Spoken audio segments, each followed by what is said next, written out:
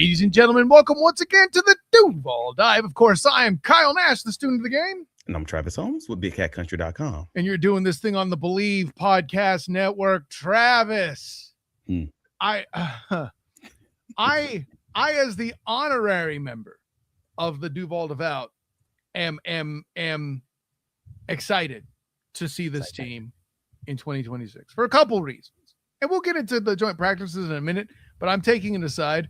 One, there's a lot of physical play, dude. There's a lot of good physical play, and not everybody is even – we don't even have LaQuint Allen in camp right now. And yeah. And two – he's the fighter. He is the fighter. And two, well, actually, that might be Trevor. More on that later. And two, I'm excited that the community grows. More members in the room coming in. King Vibe 86, Katie 9773, and Thrillmonger. Ooh, I feel like I should call you the Thrillmonger. I'll use my Batman. Thrillmonger. I don't know. Wow. But thank you for joining in. If you renew your membership, I'll do the Batman voice again. Or if you prefer I'd stop, I will do so permanently. If you stay members of the Duval Dive here, such that it is. Welcome in, everybody. And hey, listen, all you people currently lighting it up in the chat is doing the thing. Kyle Jaguar in the chat. What up, boys? Kyle, saw you in another show today. Yes, you did. That would be the Locked On Jaguars Squad Show, because I'm also the host of Locked On Jaguars Hit. But listen, I love you guys that much. I got no problem talking to you again. That is what it is. With that in mind, let's get into it. See, Travis, you're gonna trigger me, man. I can feel this on this episode already. Like, not wrong with a little triggering. You're not wrong. Hey, I got my beer. I'm ready to go. It's all good. But I think so. Listen, obviously, for the joint practices, we had day 2 of the joint practice. It was far more mild than day 1. I don't think that's surprising. Yeah. But the part that I think is kind of new, Travis, that I want to talk to you about is it essentially wraps up the end of preseason for starters. Yep. Unless you happen to be Ventrell Miller and Branson Combs, and I don't know what's going on with that on Friday. That might still be the biggest mystery remaining. It's still a big coming, 48 hours for a few guys. Like you mentioned the Branson Combs, Ventrell Miller conversation, which if some movement can be made, and also obviously staying healthy, that's a big thing. Yes. All these guys should hopefully stay healthy, knock on wood, fingers crossed. But I mean, there's a lot of guys who we're going to talk about as far as like they could potentially make a few moves, maybe even land themselves on the roster, on the 53-man roster, depending on what happens in this Friday game, especially when you're talking those depth guys. So yeah, let's get into it. I know they have Sunday at 4:00 to cut this roster down to 53 from the technically 91-man roster. Yeah, right, because Travis Hunter, right? No, Zyler, the International Player Program, so they can actually have 91 players. Good call. Mine was funnier, but yours was actually correct. PJ Brown in the comments giving us the dap with the super chat. Great training camp coverage. Listen, all the props in the world to Travis G. Holmes taking care of business there on Miller Electric. Doing it in the field isn't easy, folks. And Travis has been there time and again, delivering like a pure champion. We appreciate you guys working through us through the rain, through the IT issues ever so often, all the stuff, because it's preseason for us too. IT issues was one time. Hey, it happened one time. You eat the wrong thing one time, now all of a sudden you're a cannibal. I don't know how this works. That's a hell of an open, folks. With all that in mind, I see. I'm reacting to the first graphic you have. Well, all right. Well, it's fine. It's fine. You mentioned the fact that today's practice was a little bit more tame than yesterday's, and that's fair. Especially like they were full pass yesterday. They were in shells today, just uppers, right? And it was like separate practice fields, practically. Well, it was at the end. Yeah, they wrapped it up more like a walkthrough, but at the early parts, you still had some competition. But you also want to make sure you consider the obvious big thing that's in all of our minds that none of us are actually like talking about. Mm-hmm. Both teams had lost a significant player yesterday with quote unquote non-serious injuries. You got BTJ, walking around in his non-contact penny today. Shout out Action Sports Jacks. So we got the non-contact penny for BTJ with the quote unquote non-serious shoulder injury that Coach Cohen talked about yesterday. So we know really he's going to be good to go for week 1. That's the goal now. It's not about getting this extra work in, but then you also have the Tampa Bay Buccaneers who, Ruben Bain Jr. He's sidelined through an AC sprain, despite the fact that he went viral just yesterday for his one-on-one period. See, I knew you were going to do it. Stop it. And I'm like, brother, this is a top pick in the NFL draft, a dominant pass rusher versus the Jaguars' 4th right tackle. Yeah, they're sewing the gold jacket and everything. It's great. But also he got injured. So obviously, like you kind of thought that with this already being scheduled as the shorter day of joint practices, and then you see the injuries that come out of Tuesday's affair, that it might be a little bit more tame. So it was. So I get that. But they still have some nice competition in the skill positions, and that's probably most of what we're going to talk about today. Oh, for sure. I think the biggest takeaway that should be made here before I get into the fact that one-on-ones in offensive and defensive linemen are always defensively favored, but I think the big element too is Travis Hunter at corner still working and trying to come back, it feels like, right? And I wanted to ask you how much you think that's relevant. I mean, it's kind of like last year we were talking about missed throws by Trevor when he was coming back from his shoulder stuff. Do you feel like that's a factor here for Hunter? Sure. I mean, again, that was something that was the concern earlier in the offseason was like, when will he be his normal self? I said this on multiple podcasts here, and I was mainly talking about just endurance and things of that nature, because I'm like, this is a guy who's played both ways and everyone explains him to be this dude who never gets tired, who runs forever. And then you're saying, all right, cool, I'm going to have that guy play all of these same snaps. And I don't know if that's something that you can immediately kind of assume is going to happen. And you kind of haven't seen them do what they did even last offseason as far as running from one field to the other one, back and forth, all these increased amount of plays. It's more just primarily cornerback. Like even today, he only had the first 3 snaps on offense. And then, I mean, one of those was a catch. But then it was almost exclusively defense from that point moving forward. So, yeah, it's going to need some time for him to get right. But at the end of the day, I'm also going to be real and say you're close to the season.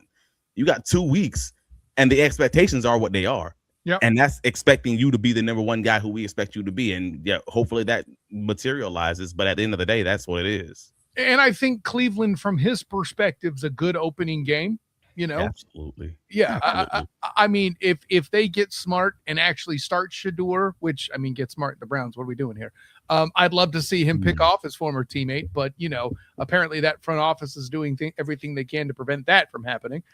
But Hunter, he gave up a catch. I mean, he had a rough day yesterday. We talked about that on yesterday's Duval Dive, live from the Miller Electric practice fields. But even in today's practice, he still had the one catch that he gave up. It was a shorter catch. I mean, we're talking less than 10 yards in front of the red zone, where the same receiver who he had troubles with yesterday, Ted Hurst, who's like the second string, maybe even third string, because behind him, Ibuka and Jalen McMillan for Tampa Bay, basically bodied him up at the goal line. Like it was just put his body in front of him, low throw, catches the ball for a touchdown. Again, you're talking a shorter throw. Though you're going to give those up as a cornerback, so it's not like I'm not raving on it, but it was a touchdown again for the same guy. Yeah, and Hunter's a smaller guy too. Like we talked about that last year with his physicality being a challenge too. Yeah, I get it. Right. So like, it's not, if you want to just call a spade, hey, this happened. We want you to be 110% effective knockdowns every time, but we know that's not realistic. But at the end of the day, it did happen. And for a lighter day, it's going to be all about the skill position guys. And that's the Jaguars' main skill position guys in both positions. He's going to be a topic of conversation. 100%. I mean, I still put him as one of the top 5 Jaguars on the roster right now. Absolutely. So without question. It ain't like we panic, and we're just saying, hey, there's something to look at. And I'll put it this way: there's some items of concern I'll bring in from the comments. Shadow Blade jumps in. Good to see you again, Shadow. I saw you earlier today. Love what I'm hearing about the Jags. Just kind of worried team wise of the O-line for Trevor. Am I wrong, or did something change in practice? So there's a couple things. First of all, Shadow, very legitimate point. I think you referenced Brett Coleman Tuesday, on what I think has been enunciated best by him, and I haven't heard anybody else really put it quite this way. 80% of the starting O-line is playing at a different position. There were going to be some quirks. Now, from my opinion, from what I've heard you say, what I've seen friend of the show Jamal St. Cyr say, what I've heard from other friends of the show all over the place talk about, the amount of turmoil we saw was commensurate with a line that has 80% of dudes and a rookie playing in a position that's not their native position. Sure. So, am I panicking? No. Am I remembering that Jared Verse is still very good despite Myles Garrett being gone? Also, yes. There's a level between panicking and just having a real expectation that it may not be what you want it to be at the end of the season on week one. I don't think that's unreasonable either. Yeah, in Shadow's defense, he just says kind of worried. He's not, there's not panic, I think. Yeah, kind of worried is probably appropriate. Yeah. Because I think you should, even last year, you were kind of worried going into week one. You didn't know what this was going to be. And now that you've seen what it was and you saw how it ended, not great, but it was still good enough to give you 13 wins, you should probably feel as worried as you were in week 18 last season. Is probably as worried as you should be in week one this year. I think that's probably a good landing spot. So if you were worried after losing Cole Van Lannon, and you probably had a little tight butt cheeks, I understand how that goes. A little bit of lemon booty. Yeah, a little bit of lemon booty. But overall, that's probably, I think, is a reasonable landing spot. I'm concerned, but I still have confidence that they have the skill positions and the coaches probably to win these games until you show me otherwise. Bottom line, we've said it before on this podcast, this group is better than anything we've seen in half a decade starting on paper. I think that's actually fair. And but speaking of the offensive line, I know everybody has their feelings because the Jaguars social team put that crack on. They gave the folks what they wanted. Offensive line dominating. You got Emmanuel Pregnon, you Anton Harrison putting dudes on the ground and falling on them, just big time. And falling on them. Yeah, you got Monheim, you got Robert Hainsey, you got all of these guys. Walker Little, shout out Walker Little out there just b-boying folks. Yes, the defense generally should be at an advantage, and the fact that the Jaguars have those winning reps is good, but probably also I think they kind of learned the lesson. They being the social team probably learned just how much folks loved one-on-one reps when the Tampa Bay Buccaneers placed it on their socials yesterday, and no one could find the Jaguars winning reps, and they did exist. It's just they didn't put it out for whatever reason. I think they learned. In my opinion, the lion doesn't listen to the bleating of the sheep, but hey, listen, socials be needing them clicks to eat. I ain't mad at it. Exactly, and that's what it is. It's all that engagement. That's what it is. They got to have it. Hey, listen, I'm living that life right now. Shouts to Locked On Jaguars. But can I give a shout out to my managing editor over at Big Cat Country, Gus Lowe, for his coverage today. I mean, even with me yesterday, when you guys know, some of you don't. With joint practices, you're on two different fields. You can't see everything. You can try your best, but you're going to probably miss something or need other guys in the media to kind of help you fill in the gaps. Gus was on fire both yesterday and today, helping us out. Because again, I can only see what I can see. I mean, he put on the socials Trevor's day and kind of what it looked like for him with his 3 incompletions out of a 10 snap stretch in the 7-on-7 period. And that was most of the entertainment today was the 7-on-7s. Like, he had a nice touchdown to Parker Washington in the 7-on-7 red zone. But to be clear, it took about 5-ish seconds for the pass to get off. That's normally going to be a run, sack, something's going to happen. But the real highlight, I'm just noting that because Parker Washington had the toe tap touchdown in the back corner of the end zone. That's what I'm talking about. Parker making the great catch, getting both feet in. It's just one of those things whenever they're even in moderately struggling, it's Parker Washington down there somewhere. He's always coming down with it, and that's just a great situation for Jacksonville. I hate that Etienne is gone, but I am going to forever quote that man. Shoot, Parker out there somewhere. It's such a good quote. It is so great. So Trev ended the red zone period 6 of 8 in red zone passing, but with the touchdown, but he did also have the interception, which was a scramble drill. It was like a red zone interception when he was targeting Bayshaw. Actually, we have the clip here. Now that I say it out loud, the Bayshaw, he was targeting Bayshaw Tootin. Yeah. So, and if I may, I think the part that this clip leaves out is that this play was blowed up in the first place in the backfield. Yeah, it was a sack. Yeah, I think in an actual game, A, Trevor is sacked. B, I don't think Trevor throws that right in a game situation. So, you're not wrong. Go crazy. Something that Gus actually put on BigCatCountry.com. The article just dropped earlier today. Trevor Lawrence and the team is working on his off-schedule situations. So that's rolling out of the pocket, that's scrambling, that's running the ball into the red zone. We already know how well he kind of pushed forward this offense last season using his legs after the bye week, right? Well, it was the same thing with all the different rollouts that he was so good at last season, rolling out to both the left and the right with those deep passes. Well, in this situation, they are trying to work with his off-schedule things, his off-schedule throws. Well, that was an off-schedule play on that interception to Josiah Trotter, but also the play to Josh Cameron, the deep ball, that was also an off-schedule throw. So if we're going to talk about the good, it's the good and the bad from just getting this dude practicing the thing that aren't necessarily drawn up perfectly to see if you can have that part of the game in the pocket, basically. Basically, what I hear you saying is, hey, in this practice, I want you to test the limits of rolling the dice. Yeah, I mean, that's it. Because Cohen said it last week. Like, when you look at the teams who are best in the red zone, he says like 80% to 90% of it is when you're doing things off schedule, when you're just getting outside of the pocket, extending plays and getting these guys working out doing that. Well, you can't work out doing that until you practice it. So you have to have some plays where you purposefully just say, screw it, and allow guys to kind of do the scramble drill and find the pockets in the zone and just trying to get open and make plays. That's getting the receivers used to it. That's also getting Trevor used to it. And ever so often, you're going to have miscommunications. Exactly. Preston in the comments. Exactly. Actually practice working off schedule. So important. And I think there's a point that was made. Granted, it was by the Panthers media after the Panthers joined practice, but whatever. I still think it's true. Nobody loses a practice, right? And I think that has to be remembered, right? Maybe you win a practice because a practice went well. The Saints claiming victory in the Jags practice. I'm not even mad at that.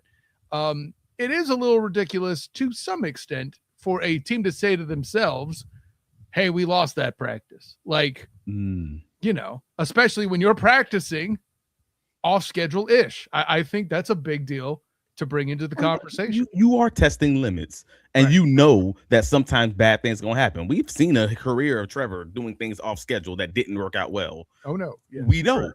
There's a list of them. I don't even want to go down them because I'm not trying to give folks PTSD on this great day. A lot of them in the red zone, and I'll leave it at that. Yeah, but also now that we're seeing some of the flip side of that, we're seeing some of the positives coming off schedule also. So that at least we're having a conversation today about 1-1, one good play, one bad play off schedule, and we're getting closer to where we need to be, which is the landing point of general or near perfection on those off schedule plays, so we can be more like the 2024 Baker Mayfield and less like every bad quarterback who just makes these bonehead plays. I don't know, Will Levis.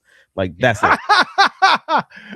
As much as I like that, there's a question here from Derek, and I'm seeing a few other questions I'll address here shortly. Yeah. But sure. There's one. You're uniquely qualified to answer this. Derek in the comments. I saw you in the squad show earlier, Derek. What's up? You guys notice a stark difference between camps under Cohen as opposed to Dougie P. That's an interesting one because it's not. I would hate for people to make it about Cohen and Dougie P specifically because it almost leans that I have to then talk about specifically offense. Right. And in my head, I'm thinking about the difference on the defensive side of things. And let's expand it as well. Like, is there a difference not just between Cohen and Dougie P, but these are two different administrations outright. It's going from Littlefinger to Jimmy Stones as well. That's it. So when he says stark difference between the camps under both of them, I mean, I'm going to say a little bit yes. Like, yes, there's a difference in the camps because, there was obviously going to be with such significant differences between the types of guys that they have in charge, the energy levels of the guys they have in charge, like Matt Rujo, like those guys, they're high energy. I'm going to show you how to do it versus you have even Camp is another high energy guy that's sort of like this. I'm showing you how to do. I'm getting in your face. I'm the linebacker whisperer. And then you had goodness gracious, the old defensive coordinator. I'm drawing a blank on his name right now. Ryan Nielsen. Goodness, yeah. He was a yeller. That's a trauma reaction, Travis. This is why I'm here. He was a yeller, but he wasn't necessarily going to be in your face in that way. And he was a defensive line guy. It's just a little bit different. Yeah. So I put this closer to what it was under Mike Caldwell because I think it's just younger guys who were just more in your face and more doing it with you.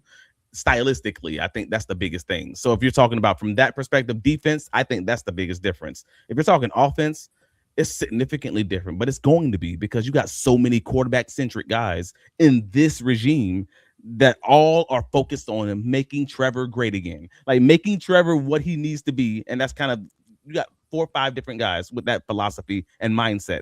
I don't think you really had that with Doug, and I don't think that's all Doug. I think he lost some guys like Jim Bob Cooter and all of that kind of changed the game because they never replaced them. But I think between him and Press Taylor too. I mean, let's call it what it is. Not to interrupt you, but I think there's just a lot of places that are there. Yeah. So I think the goal is to making Trevor great, and then everything surrounding that, the passing game, the run game, and etc. I think that's a great way to start and end in today's NFL. Whereas with Doug, it was felt more like they were just running his offense, and then I guess they lost the guys who could really speak to those guys in that way. Derek, the answer is yes. So it's a stark difference, but that's the reason. Yeah. No. And you were right to lay out the reason. You just set me up too good for that landing, bro. I had to do it. Oh, wait. But I didn't give it justice. Please. Josh Cameron's touchdown is the play of the day. Yes. I'm mad I haven't seen it on the socials yet. Yes. But it was absolutely the play of the day. Deep touchdown from Trevor Lawrence, scramble drilled, like get outside of the imaginary pocket, we'll call it, over the cornerback one for the Buccaneers, Zion McCullum, gets the pass interference, fights through contact, comes down with the ball, 40-yard touchdown. That's what you want to see, bro. I think we call that and one. Oh, we call that and one. Okay, just check. Yeah. And big day from Brenton Strange, big day from Parker Washington, because of course, but Brenton Strange is probably his busiest day. 4 catches at least, if not 5 catches, but they were all generally like shorter chain mover kind of catches. That's what he's good for. Success rate being sky high because he's always catches the ball, just keep his chain moving. That's what you need in life. Yeah, I would even add this element, and I've alluded to it, I think here on this pod and other places as well. I'm losing track of where I alluded to it at this point. But I like what we're seeing from Bayshaw in the running game too. It's hard. It's so hard to gauge it. Like if you're right, if you're talking about today's practice, like yesterday, yes, it was great because those old line were moving guys. But when you're in shells, it's a little bit less. It's not the same. It doesn't matter. I agree. Yeah. So then it's like, what are we really? That's why I said it was a lot of skill position talk today. Right. When I say that, I'm not meaning for this practice. Let me be clear. I'm talking about this is a throughout training camp conversation. I got you. I still have concerns over the whole ball security piece of the conversation because again, it's not like it's been rightly so. Right. Yeah. Yeah. 0. Yeah, man. We're on the page, champion. I got you. Let's see. And we'll talk about some negatives in defense later. Yeah, we're getting that here. Let me see if there's any other. Let's get through the comments. Let's let them folks talk, and maybe they can help guide the conversation. We'll get there eventually. We were talking in the trenches, and we alluded to this loosely. How they handle Vita, a point SOTG made on Locked On Jaguars hit. Thank you for the shout, Preston. I think when we touched on that from Miller Electric, you had mentioned that there weren't extended reps by Vita. Because they didn't have him playing in the team periods like that. So that was the problem. It was just mainly the one-on-ones, and then they would kind of game manage him at that point. So you're just not seeing much. So to answer your question, to be determined, and I say to be determined only if we play him in the playoffs, I guess, because we don't really play him. Yeah, and listen, I'm Preston. I wanted that answer. I was a little irked that I didn't get it. Obviously, not at my champion Travis D. Holmes here. He's just reporting, but I would have liked to see a few reps, But I get it. The dude's what, a 10-year player. I mean, the only rep we saw was that one-on-one one against Robert Hainsey, and woo. Well, first of all, in a scenario where it's pass, where you don't have a double team opportunity, where there's only one thing that can happen, where you can't bump into a guard on the outside if you go too far or any of that, of course, if he doesn't beat Robert Hainsey, I would tear up his contract right there on the field in front of him. Also true. That also is fair. I'm actually with you. Okay. But that it still was rough. It was like watching a dude against a sled. That's all it was. It was straight back. It wasn't, I mean, you call it rough, and that's fair because, you being a card-carrying member, I saw, that's what good D-line play looks like. Kevin Hart. Help me. Please. Like, that was it. Straight back. Oh, God. What just happened? Anyways, let's see what else we got here. One last Travis Hunter question real quick. Jordan Roberts in the comments. My hot take is we might be in trouble at corner. In y'all's opinion, has Travis shown CB1 performance at camp? Can I say yes and no? Sure. That's where I'm at. There's a little of both. Yeah, he had a rough day against Durst. Now, granted, at least one of those completions, in my opinion, was probably a sack. Oh, you think two of them were? Okay, well, cool. Yep.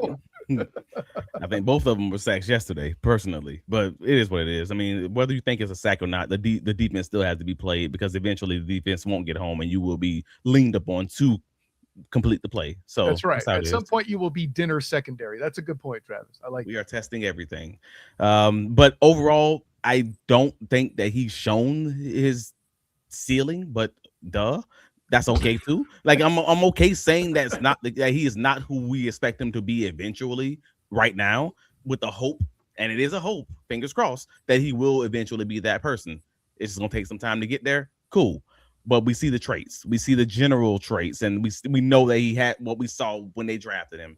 Now, whether or not he's going to develop and mature in the role, playing more snaps and almost exclusively those snaps, then yeah, I think that should be a fair expectation as the season moves on. We'll see. But they still have Montaric Brown on the other side, and hopefully he can rise to the occasion too. Correct. I think they still have a great cornerback pen. I think they could put him in a position to be successful, and I think the kid has the right attitude. It's fantastic that he has Parker Washington on this team with him, because as he's covering Parker Washington in practice, he could look at his forearms and remember to chop wood and carry water. Wow. I thought you were going to say because Parker Washington is the true number one receiver, and that's kind of why I thought you were leaning. No, I'm talking about his tattoos. Like those. I thought you were saying because he can go against Parker Washington, a real number one receiver. That's where I thought you were going as far as the work was concerned. When BTJ is hurt, you might see that happen. Oh, see, I still think Parker's the number one right now, but that's just me. Okay, it's been too many times where they've just been in trouble in practice, and the spark plug is Parker every dang time to make me believe that this is probably what it is. And if you're in the fantasy football drafting community, you probably want to get him in the 6th, 5th round. Hey, listen, that's where he's going right now. There's a reason the great Mia O'Brien says he's asking for $30 million a year. Anyways, is that the number? That's the number. According to me, O'Brien on the Jaguars squad show, Locked On Jaguars squad show, $30 million a year is currently the number. And I was sitting out here saying stuff like, I think they can get it for 20 early last offseason. But man, now after seeing the camp and after seeing what other people got paid, it's Christian Watson that effed up the rotation. Yeah. I could see it, but I really hope that ain't the case. We'll see what happens. The last thing we want him to be is the next Calvin Ridley. I do think he gets signed soon, though. I do see it still happening soon, if not before the bye week. That's just where I stand. Fair enough. Where we at, champion? What's next? All right, so yeah, we'll get to the other stuff later. The other questions later. Like we already talked about Travis Hunter's day. I think it was reasonably fine, other than the quick little throw at the goal line. You brought up the linebacker room when we were texting earlier. I did. That's true. I was going to ask you. Well, we're getting into defense. We'll get to that last. No, we'll get to that last. Okay, that's one of my negatives from today. Okay. Okay. That's just what I want to hear. Okay. It was a question you had, but it was a negative for today. So cool. Like the positive tease, and I like it. Positives. Trevor Pena. Good job, young man.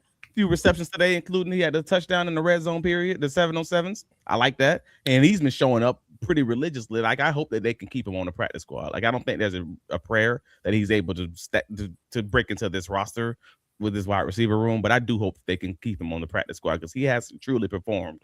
Jabbar Muhammad, a good day, and I don't mean just a little bit of a good day. I mean a damned good day. Like Jabbar, he had the pick, he had the INT. In the 7-on-7 period against the Bucs, likely, in my opinion, backup quarterback Jalen Daniels. He had 2 pass breakups and a forced incompletion out of his so he was 4 out of 4 in 7-on-7.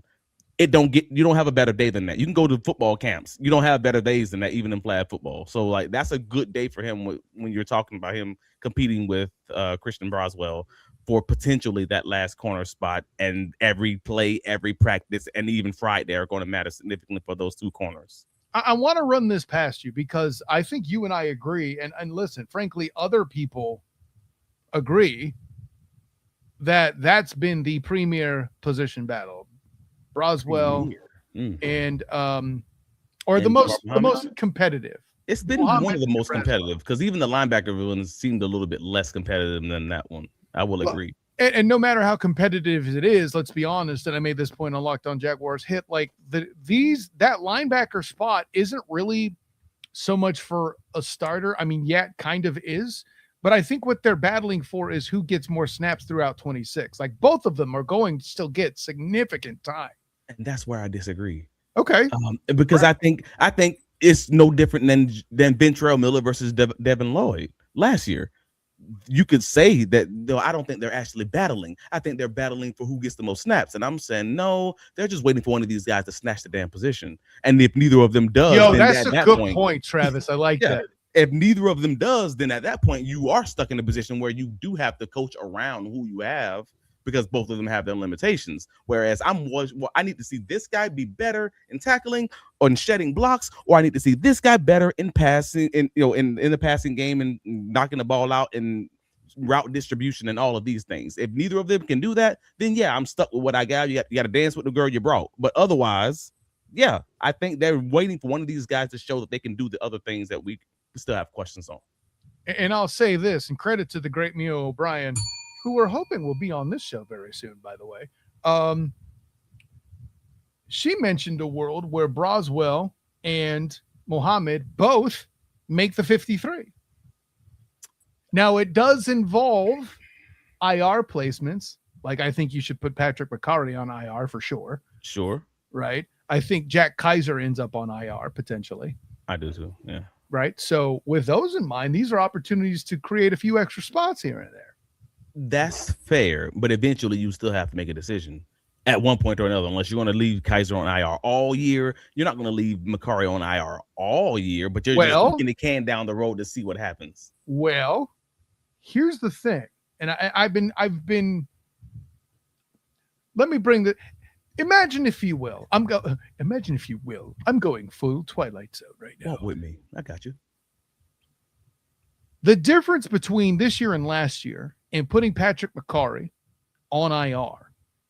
Patrick McCarry wasn't on IR per se, but he was on the roster and they weren't really sure, and he was coming along and they were hoping he would recover, and he never really did.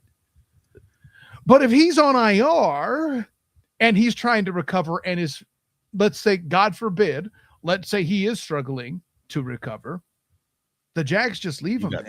You got time. You can just do it. You got it.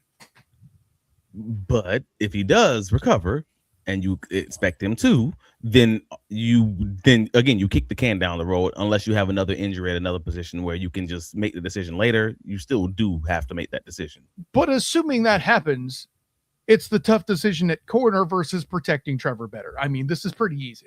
And I hear the comments. I hear that there's a chance and there's a world where that happens, and I'm here for it. I'm here for kicking the can down the road and making a decision at the bye week or whatever time down the line. Yeah. But I personally think Jabbar Muhammad makes this roster. I personally think they move on from Christian Broswell. I agree with you. I'm just saying, and it's, listen, we call her the great Mia O'Brien for a reason. She put the concept in my head on the squad show, and I wanted to see what you thought because I had you here. No, absolutely. And that doesn't, these are all our just theories and options and possibilities. At the end of the day, we'll see what happens Sunday. Like that's where we are, but we don't know. We're just telling you guys what could happen. The only thing we'll know for a fact is who we think got snubbed on Monday night when we talked to friend of the show, Jamal St. Cyr, News 4 Jax. How's that for a tease? That will always be a good conversation. We love, man. I think Jamal's been our most visited guest, our most returned guest. There's no thing. The numbers show it. Oh, I think this might be show 10 for him. He's lost count. Hell, we'll have to count at some point here. But also, speaking of guys who like may or may not be on the roster or at least fighting for that spot, fighting for that role, Jalen McLeod is over this past week. He's just returned to practice. He didn't play in the first 2 preseason games, and we're finally seeing him practicing. He had a good pass breakup today in practice and on the middle of the field route by the Tampa Bay backups.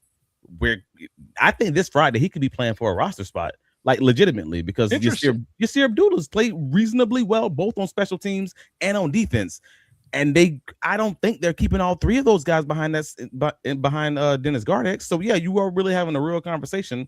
Unless another guy you're going to hide him again on IR for a year, I don't see that happening 2 years back to back. Then yeah, you're really having a conversation on will he be on the roster based on how he plays. Like, I think that could be a real conversation for this Friday. I mean, I now that you're saying it out loud, and it's one of those things that I thought about with Jalen McLeod, but I haven't had the chance to enunciate it on air anywhere. Yeah. And now that you put it in my head, I'm like, if the Jags are really trying to evaluate him, they have to play him Friday. Oh, he's playing. Yeah, he's practicing. Yeah. He's got to play. Yeah. And again, he had a good day today, but we haven't seen a lot of him this preseason. But you got 53, and we have questions on basically we're good on all the roles other than maybe 2 to 3 roles at the end of the roster. And that's what we're talking about. And Jalen McLeod, Yasir Abdullah is one of them. Yes, Christian Broswell and Jabbar Muhammad is one of them. And Christian Broswell is on the final year of his contract. So in my head, that's probably even a tiebreaker, if there is a tiebreaker there for the Jabbar Muhammad versus Christian Broswell. Well, Jalen McLeod has more years left in the tank, being the younger guy, but also you have to see something from him. That's where it comes down to, because again, he's been hurt. He's been in the tent either this season or last season. So now we're just like, all right, has he shown you enough to make you feel comfortable moving over from a veteran Yasir Abdullah who actually has played well both on special teams and on defense? I don't know if he's had enough time to show you that. I can't disagree with any of that. I would add, but there is nothing to. So there we go. So we'll see. Yeah. What do you got next, champion? Because I'm piling up some good questions here. We got other stuff. Yeah. I mean, again, I love when the conversation just takes us where it goes. So let's get into the comments and let's see where they go. We still have one more thing we can talk about, but other than that, keep it in the chamber. Yeah, let's touch on this. This is your house. I wanted to bring it up. Robert Lamison in the comments. The Colts cut Blackmon.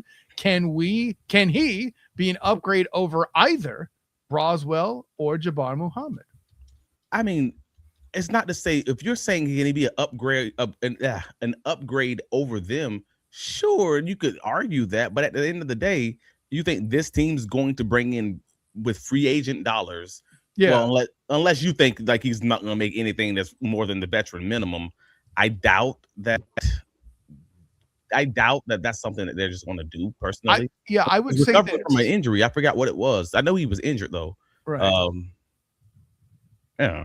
Unless they dub him more healthy than Jordan Lewis, which I don't think happens. That might be the only route they might. The answer to the question is yes, he's an upgrade, but no, he's not a practical business decision, right? I think that's the take. Yeah, and I don't think that it may not.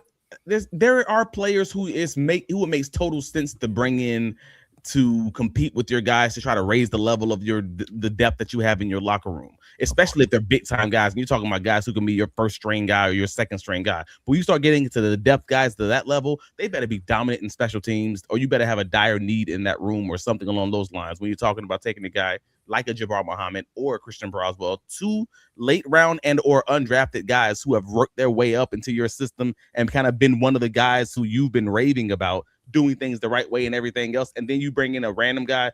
And I say random guy, I do mean just a basically street free agent off waivers. That's not truly a dominant special teamer. That's not really that. It's just another guy to bring in. That don't feel like it even sends the right message from my perspective, that I'm probably not bringing him in unless there's, again, a dire need somewhere. And I just don't see it. Like if there's a bunch of injuries, you bring in a Daniel Faalele, for example. Yeah, sure. That makes total sense to me. So in my head, I say no. Derek in the it was a nice surprise to see you on the squad show. Yeah, no, thanks, Derek. I appreciate you. Also, Derek, they don't know my dude big time. I keep telling them. Hey, I'm still not writing. You have bigcatcountry.com. Anyways, Camp Jesus Jamal, not Camp Monday says, let's go. They call my guy Camp Jesus is. Hey, listen, he saved me plenty. I'm over here doing work for the day job, and I'm checking my Twitter. Oh, hell yeah, Trevor. Wow, save him, Lord. All right, cool. Good use of the overlay, Travis. I appreciate you. Derek with an actual good question here. BTJ, that's BRY, Brian Thomas Jr., versus Durfee for the final edge spot. Probably a big game for both guys. Here's the thing, and Travis, you laid this out pretty darn nice on the Friday reaction. I know you feel like that game was a waste of time, and you're probably right. But the punchline is, while Brian BRY looked better in flashes, he's not had enough reps, and Durfee is a special teams option, which Brian Thomas Jr., either of them, are not. And I think that gets Durfee in the building over BRY Bryant. I won't lie to you. I was writing my 53-man prediction article on Big Cat Country. I keep adjusting it. I've been writing it for like 2 weeks because I just keep adjusting it over and over and over. BigCatCountry.com. Have your local librarian read it in case you can't read. We don't hate. We just trying to give you routes to get it done. That's right. Get the content from your local guys on the ground. And I'm stuck on that one because I do think, if I'm being real with you, I'm going to be real. And again, I have not said this publicly to anybody, period. Ooh. I believe personally, Brian Thomas Jr., the defensive end, has honestly done more than Wesley Williams, has done more than Zach Durfee to earn a roster spot. If you're talking about him beating the guys who he lined up across from, I want to be real and say that.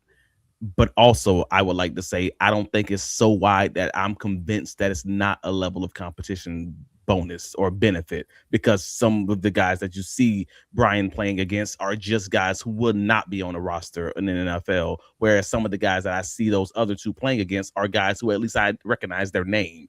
And I think that you got to kind of give a little bit of a curve for that small, that thing. And I'm just like, I don't know, man, because I still believe in my head, believe in Durfee. I still believe in Wesley Williams a little bit, especially in the run game. I think he's really, really good. And the special teams game too, for sure. Whereas I just don't know about Brian Thomas in those other areas where I don't think it's convincing enough. So unless it's a guy you can hide some way, I feel a little bit like I felt about the whole Danny Strigo, BJ Green thing last year. I hope you can keep him. I hope you can find a way. But if you can't, I do understand, because you got three guys who show promise, and I don't know which of those three guys is going to be, because one of them just will not be here. I will also add, you're going to have at least two that will hit IR: Jack Kaiser and Patrick McCarry. I'll put it that way. If it happens, sure. If it happens, but it's still a good point. No promises. I'm just saying there's a path to victory for that. I'm going to hit this question quickly. I think the versatility of the O-line depth will chart 9 O-linemen. No, they won't. I think Patrick McCarry goes on IR. I still think it's 9 O-linemen with Patrick McCarry on IR. See, you're going to try to feed me Chuma, aren't you? No, I'm going to feed you Daniel Falele. Oh. Over Chuma. Okay. Whoa. I got scolded real big. By me, yes. With you in and Brett Coleman. I wasn't saying he was better. I was just saying he was different. Okay, that's fair. Stylistically, it this matters. show is so fun, man. What can I say? It really was. In the comments, Derek mentions D-Ham, AJ, Anton, Parker. Can we feed all those mouths? I'll lead with this one. I don't think they feed Devon Hamilton. Now, shouts to Wig. He thinks they extend Devon. I don't. That's okay. Antonio Johnson's not getting extended yet because I think they want to solve for Parker first.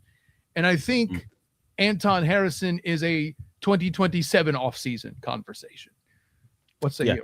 I think I agree with you. I think you have the ability and the flexibility to kind of kick Anton's decision down the road, and you can also gives you a little bit of evidence that he can truly play left tackle at a dominant level. So to really have the real part of the conversation, at least in the middle of the season, at least you can have proof of concept to say, all right, you deserve this bag we're about to hand you, the Scrooge McDuck bag that you're about to get. So overall, Anton, you can push down the line. AJ, I think you have options with the safety room. Yes, he's dominant. He looks really good. And the safety position is not really expensive, but I want to see it. I do think there's nothing wrong with wanting to see it again, just to be sure. Parker is a whole nother conversation, because again, I do believe that Parker is going to be extended, and I think he's going to be extended by the bye week. But if they didn't, I do understand that also. Like I can see the other side of it. I'm just telling you what I think is going to happen, not what I would do, if that makes sense. Right. So can they afford them all? I think because we already talked about the 2030 the 2030 CBA. As far as you can get past that, you'll be all right, just generally speaking, anyways. And I don't think D-Ham is going to cost you a crazy amount, though. That really does depend on how you feel about Regis. B, I think Eric Armstead isn't long for this franchise either. I think he retires. Oh yeah, I don't think he's extended, if that makes sense. So I agree with you. I think that's mighty. I think you're correct. Yeah. Quick question here from Duval TV. We are keeping 5 TEs for the tight ends for the first time in franchise history. No. Miss me. You might get Quentin on the practice squad. That was pointed out to me before. I forget who said it. That's why I'm not saying it. But yeah, there's no world where Hunter Long remains on this roster. I don't know what would make you. And again, that's no judgment of Hunter Long. I mean, he's done what they've asked him to do, generally speaking. Dude. But this is a very deep room. There's no world where they're keeping 5 tight ends on this roster. He's going to play somewhere. Yeah. He's looked good enough in preseason to get a spot somewhere. And good tight ends are in need somewhere. It just ain't here. Yeah, ain't nothing wrong with that. Nothing to say that the room got deeper when you drafted 2 tight ends and then extended the other one. Well, yeah, then that makes sense. You're probably not keeping another guy with veteran dollars. That makes sense. 100%. There you go. I think we're on the page there. We have this last little item in here. Well, I think we can fit this in. All right, and then we can talk about these linebackers. Oh boy. So okay. So oh no, wait, that's not that. That's okay. No, wait. Is it the linebackers like next? Or yeah. The linebackers was next. That was just in case you want to talk about the fact that they getting rid of the celebratory. I don't even know what they call that thing. Just get the skill challenges. Can we just do that? And that's all. Cancel the Pro Bowl, so there's no skill challenges. It sucks. Anyways, yeah, the linebacker room today. Right. Please. You had the low light, I'll call it, of the day was the touchdown given up to Buccaneers wide receiver Tez Johnson. Like, he scored a touchdown on a crossing route, and put a nasty juke move, a nasty shake on Ventrell Miller, which counts as, in if you're talking about in shells, that's a missed tackle, quote unquote. So out leverage, you can't get a hand on the guy. Then they're not live hitting, but you can't have that. The highlights of the day for Tampa Bay was the fact that they were able to consistently hit on the crossers. They were able to consistently hit their running backs out of the backfield, which was a question we even had last week.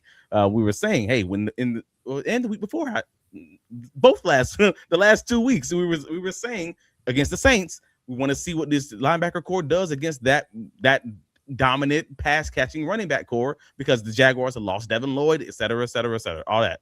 Well, today Kenny Gainwell had another TD on a crosser, middle of the field. That's just most of their success in today's practice was via that running back group. So in that same vein, they gave up multiple touchdowns today, the Jaguars defense, after giving up 1 total touchdown yesterday. 1. That's all they gave up yesterday. So it wasn't necessarily a bad day for the Jacksonville Jaguars secondary in a 7-on-7 periods. It just wasn't as dominant as it was yesterday, but also it was a lighter day. So it's kind of a little bit of a mixture of all those things. But if there was a negative from that defensive performance, it's the linebacking group and just kind of locking it in, getting that right, because that's going to be something that teams will consistently exploit until you kind of lock it up. Fair enough. That's it. And this is why I've called it the biggest mystery remaining on the roster is those little things like that. And we knew it was going to be a challenge for these 2 guys who are competing for a role, and Ventrell, who's not as good reportedly, and not as good as Branson Combs in the passing game, but also Branson Combs still also has his own imperfections in the passing game. He had a pass interference just last week in the preseason game. Obviously, he's not perfect. So it's just which one of these guys are going to be more dominant in the area that they're already that we consider their strengths. We consider Ventrell's strength being his run stopping. Is he going to be dominant in that area, or is he just going to be very good? We consider Branson Combs a good blitzer, a good pass, a good linebacker in coverage. Is he going to be dominant in that area, or is he just going to be very good? Because right now we believe that they have deficiencies in the opposite area. And if you're going to have a deficiency in one area, you better be damn good in the other one. Well, and then they have that in case of emergency break glass option in Tavi, right? Derek mentioned Tavi may play more of a role at linebacker than we expect this season because he's seasoned. He's going to be an interesting guy just to make the roster just in general. Because that's the one that I'm truly scratching my head when I'm putting those last 3 guys in. And we keep talking about the IR and all this other stuff. And I'm like, yeah, that's great. Jelani Tavi is this, though. and Jack Kaiser's on IR. Well, Yep. in this pretend world we're projecting. We're Jack projecting in, IR. Yes, is in IR. Parker Hughes was on IR. Cool. Then you're probably going to put one of these linebackers that you recently signed on the roster. So we keep talking about like, well, that means we can add another cornerback. Does it? Do we have that space? Do you need to even do that? I would ask. Do we need to have him on the roster? Do you need to add cornerbacks? Like if you keep keep Roswell, it's for special teams purposes. Yeah, and he's in his last year, so it's for me. If you didn't keep Daniel Thomas, I don't see you keeping Broswell. Interesting point. That's because the special teams will be the break, right? But he was a dominant special teamer. It didn't matter. I think it's a little different because Ray Lane took care of that too, right? Yeah, but so does Jabbar Muhammad. That's the thing. He was one of your I believe he was one of your starting gunners, right? So is that not the same thing? The scuttlebutt out there, though, is that Broswell's better on special teams than Muhammad is, but Muhammad's been covering better. I don't know. I don't know what you make of that. I think that might be accurate. If it ain't accurate, it's close. This is what the great Mia O'Brien tells me. I'll put it that way. Oh, well, again, we may have slightly different opinions on certain players, but I think generally speaking, we're in the same ballpark. So yeah, I think that's actually. I think I would land there. How about that? Any other comments? And again, I know I brought this in to talk about the Pro Bowl. Hey man, y'all, just so y'all know, the Pro Bowl's in. Sorry, I'm sure someone out there who has terrible taste is very sad about this. I just want the skill competitions, man. Yeah, I enjoy it though. If they bring the old Madden like longest throw and all these kind of things back, I'll be happy. But I want chalk on the end of my football and see where that beast lands on the dang target. That's what I want. But they're going to make it more like the Hall of Fame stuff where it's all about the announcement to the guys and they'll have them all come together at a certain place and make it a celebratory event. But more importantly, there will be no alternates. There'll be no alternates. So it's like, hey, if you're a Pro Bowler, you're a real Pro Bowler. It's not Shedeur Sanders in the Pro Bowl as your fifth alternate or whatever it may be. Good point. All right, champion. I think we've given them what they wanted here. Go ahead and tell the world where you could be found. You already know. BigCatCountry.com. Yeah, please save it as your favorites and support local journalism. And again, I don't mean just Travis D. Holmes, but absolutely help out this United Negro Fund.